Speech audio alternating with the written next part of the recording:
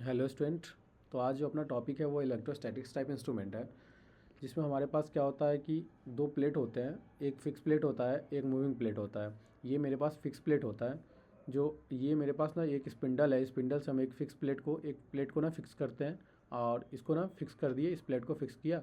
और दूसरे प्लेट को हम ना मूवेबल प्लेट बोला, क्योंकि इस प्लेट ना ये प्लेट क्या है कि मूव कर रहा है। ये प्लेट ना इस तरीके से हम लोग इस प्लेट को ना इस स्पिंडल में फंसा के रखे हैं कि ये एक तरह का मूवेबल प्लेट है, ठीक ना। और ये अपने पास एक स्प्रिंग है। स्प्रिंग से क्या है कि ये मूवेबल प्लेट को ना स्प्रिंग क्या करेगा, प्रोवाइड करेगा controlling torque provide by the moving plate. और होल्डिंग इस प्लेट को होल्डिंग प्रोवाइड करेगा। तो इसमें एक वोल्टेज सोर्स, अगर हम सब वोल्टेज सोर्स अप्लाई करते हैं अगर मूवेबल, तो इस पर पॉजिटिव चार्ज का एक्युमुलेशन हो जाएगा और ये नेगेटिव चार्ज का एक्युमुलेशन होगा। जब हम वोल्टेज सोर्स का अप्लाई करेंगे इस प्लेट में, इस प्लेट को अगर वोल्टेज सोर्स से कनेक्ट करेंगे तो ये पॉजिटिव चार्ज का एक्युमुलेशन पॉजिटिव इस प्लेट पे आ जाएगा और नेगेटिव चार्ज का एक्युमुलेशन। तो इस दोनों के बीच में क्या हो गया, अनलाइक चार्ज डेवलप हो गया। There is unlike charge develop between the two plates. तो ये क्या है, फोर्स ऑफ अट्रैक्शन क्या करेगा ना, इस पे एक्ट करेगा, फोर्स ऑफ अट्रैक्शन एक्ट करेगा। तो ये जो मूवेबल प्लेट है वो क्या करेगा, इस तरीके से मूव करेगा कि इसको ओवरलैप करेगा। तो अगर ओवरलैप जितना एरियाज को ओवरलैप करेगा तो एक क्या होगा, टू प्लेट्स के बीच में कैपेसिटिव नेचर्स को डेवलप कर देगा। इसी कैपेसिटिव नेचर्स को डेवलप करेगा तो इसके हम डिफ्लेक्टिंग टॉर्क को अगर फाइंड आउट करते हैं तो fix plate is not attach to the spindle. इसे स्पिंडल से अटैच नहीं होता, एक तरह से फिक्स किया रहता है। तो अप्लाई करते हैं अगर वोल्टेज सोर्स को ना बिटवीन टू प्लेट, तो एक प्लेट को फिक्स करता है, दूसरे प्लेट को मूवेबल प्लेट होता है। तो पॉजिटिव चार्ज का एक्युमुलेशन हो जाएगा, क्योंकि पॉजिटिव चार्ज से वोल्टेज सोर्स कनेक्टिंग है तो पॉजिटिव चार्ज का एक्युमुलेशन होगा मूवेबल प्लेट पे। और नेगेटिव चार्ज कनेक्टिंग है किससे, ये जो फिक्स प्लेट है जो नेगेटिव चार्ज ऑफ बैटरी से कनेक्ट है, तो यहाँ पे क्या होगा, नेगेटिव चार्ज का एक्युमुलेशन हो जाएगा फिक्स प्लेट पे। तो एक तरह का क्या है, पैरेलल प्लेट ऑफ कैपेसिटर की तरह एक्ट करने लगेगा। तो पॉजिटिव चार्ज नेगेटिव चार्ज क्या करेगा, अट्रैक्ट करेगा ईच अदर। दोनों will try to comes closer and the fix plate due to the electrostatics attraction. इसीलिए इसको इलेक्ट्रोस्टैटिक्स टाइप इंस्ट्रूमेंट भी बोलते हैं। तो देखो इसके अगर हम डेरिवेशन को देखोगे ना, तो अपने पास अगर इसका डेरिवेशन देखोगे तो मेरे पास क्या है ना कि अगर टॉर्क इक्वेशन का अगर निकालते हैं, अगर लीनियर मोशन है, तो मेरे पास एक फिक्स प्लेट होगा, एक मूवेबल प्लेट होगा। तो ये अपने पास क्या है कि अगर इस पे चार्ज का एक्युमुलेशन पॉजिटिव चार्ज, क्योंकि बैटरी से कनेक्टिंग है तो पॉजिटिव चार्ज, और इस पर नेगेटिव चार्ज का एक्युमुलेशन हो गया। ये स्प्रिंग कनेक्टिंग है तो ये अपने पास फोर्स इंटू डिस्प्लेसमेंट। जब स्प्रिंग अगर ये इस तरीके से ये जो है ना, ये क्या करेगा, ये प्लेट अगर मूव करेगा नेगेटिव पॉजिटिव चार्ज की तरफ, फोर्स ऑफ अट्रैक्शन की तरफ, तो क्या करेगा, इसका हम फोर्स इंटू डिस्प्लेसमेंट बोलते हैं। जब हम यहाँ पे अगर बात करते हैं कि जो कितना अगर स्प्रिंग कांस्टेंट अगर निकालते हैं तो फोर्स इंटू डिस्प्लेसमेंट ही निकलता है। यहाँ अगर हम बात करते हैं कि टॉर्क इक्वेशन अगर linear motion of the electrostatics motion में, अगर तो ये एंगुलर मोशन था, ये एंगुलर मोशन में बात करते हैं, ये लीनियर मोशन का। तो हम इसके डेरिवेटिव के थ्रू भी निकाल सकते थे टॉर्क इक्वेशन, और इस डेरिवेटिव के भी हम टॉर्क इक्वेशन, तो हम क्या करते हैं, एंगुलर मोशन के डेरिवेटिव से हम टॉर्क इक्वेशन को कैलकुलेट करते हैं। तो टॉर्क इक्वेशन निकालने के लिए मेरे पास कैपेसिटेंस जो हो गया वो बिटवीन टू प्लेट्स, और कैपेसिटेंस का फॉर्मूला जो होता है जब टू प्लेट बिटवीन में, कैपेसिटेंस का फॉर्मूला क्या होता है, epsilon not by A. Epsilon not जो होता है वो इलेक्ट्रिकल परमिविटी होता है, जो कि 8.854 इंटू 10⁻⁻12 फराड, जो कि कांस्टेंट होता है। और ये मेरे पास ए जो हो गया ओवरलैपिंग एरिया हो रहा है, कि जितना ओवरलैप एरिया कर रहा है, जितना ओवरलैपिंग कर रहा है एरिया, वही हम लोग फाइंड आउट करना चाह रहे हैं कि कितना ओवरलैप कर रहा है। तो ओवरलैपिंग होने की वजह से क्या हो रहा है कि चेंजिंग आ रहा है, एरिया में चेंज आ रहा है। लेकिन जब पैरेलल प्लेट ऑफ कैपेसिटर हम लोग जब 12th में पढ़ रहे थे, तो क्या है कि उसमें हम लोग जो उसमें क्या पढ़ते हैं कि हम लोग उस प्लेट को फिक्स, दोनों प्लेट फिक्स रहते हैं और दोनों का एरिया चेंज नहीं होता। लेकिन यहाँ पे क्या है ना, एरिया चेंज हो रहा है। तो एंगल के साथ क्या आ रहा है, कैपेसिटर भी चेंज हो रहा है, और एंगल एरिया चेंज हो रहा है। तो changing distance between the to plate is fix, और ये डिस्टेंस जो है दोनों प्लेट का फिक्स। तो जो फंक्शन ऑफ अगर बात करते हैं, area is a function of theta and capacitor is also function of theta. तो ये मेरे पास ना, अगर energy store in the capacitor की बात करें तो हाफ सी बी स्क्वायर आ जाएगा। अगर स्मॉल इंक्रीमेंटल बात करते हैं कि अगर मेरे पास ना, कि अगर हम डी में चेंज कर दें, स्मॉल वोल्टेज का चेंज करते हैं, small incremental in D is applied voltage, तो प्लेट वी जो है ना, ये प्लेट वी जो है वो क्या करेगा, ये जो प्लेट है मूवेबल प्लेट, वह क्या करेगा, ओवरलैपिंग करेगा फिक्स प्लेट को इस तरीके से। तो एक capacitive voltage, the plate move toward the plate A, तो when the voltage increase and the capacitive current flow, तो इससे क्या होगा, तो क्या, तो हम बोल सकते हैं कि current is equal to change of current divided by D T.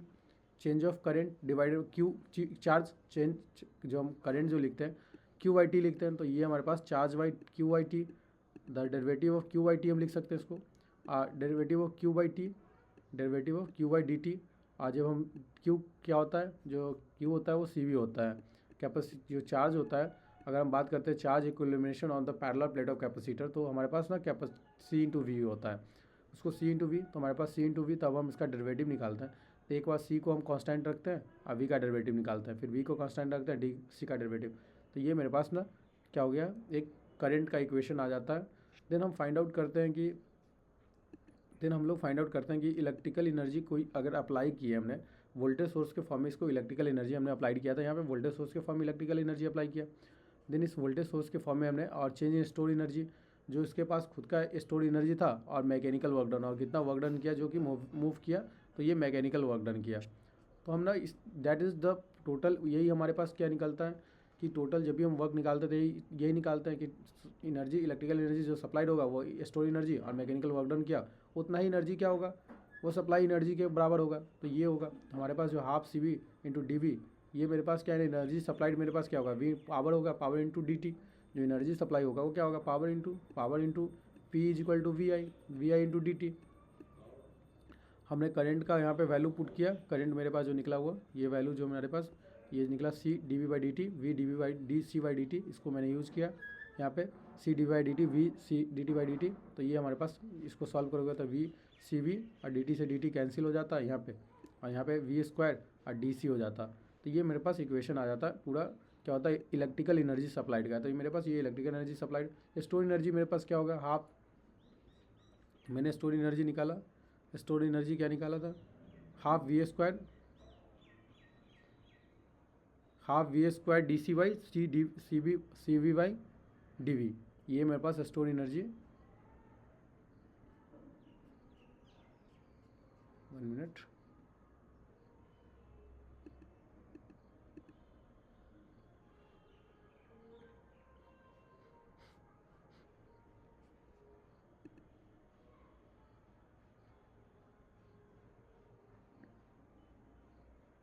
ये रहा स्टोर एनर्जी, जो कि स्टोर एनर्जी क्या होगा, हाफ सी वी स्क्वायर, इसका डेरिवेटिव निकालेंगे, half change in store energy, तो मेरे पास क्या होगा, हाफ, अगर डेरिवेटिव निकालेंगे तो हाफ कांस्टेंट बाहर निकल जाएगा, सी वी का डेरिवेटिव निकालोगे तो सी को कांस्टेंट रखोगे तो वी का डेरिवेटिव निकालोगे, जो टू वी डी वी हो जाएगा, और ये अपने पास वी, फिर वी का डेरिवेटिव वी स्क्वायर और डी सी हो जाएगा ये अपने पास। और तो ये मेरे पास ये पूरे डेरिवेटिव क्या हो जाता है, जो मेरा निकल के चलाता है वो मेरे पास आता है हाफ सी वी हाफ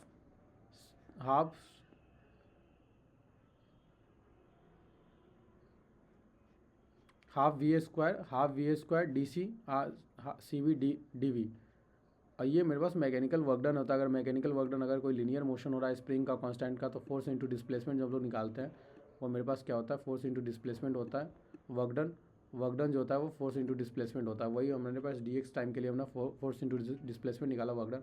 तो मैंने मैकेनिकल वर्क डन के लिए निकाला, मैंने इस कंडीशन के लिए निकाला, इस कंडीशन के लिए यूज़ करोगे, नहीं तो अगर इस कंडीशन के लिए यूज़ करोगे एंगल के लिए तो डी थीटा, डी एक्स के जगह डी थीटा को रिप्लेस कर दोगे तो डी थीटा हो जाएगा।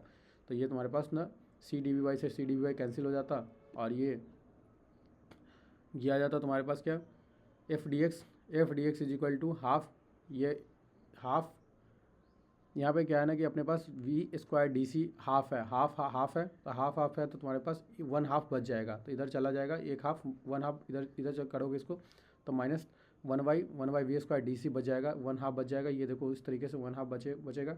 तो F into D X into half V square D C, तो F is equal to half V square D C by D X, F का वैल्यू निकल जाएगा, डी एक्स को खींच इधर ले लोगे तो half into V square D C by D X हो जाएगा। तो ये अपने पास लीनियर मोशन के लिए आ गया।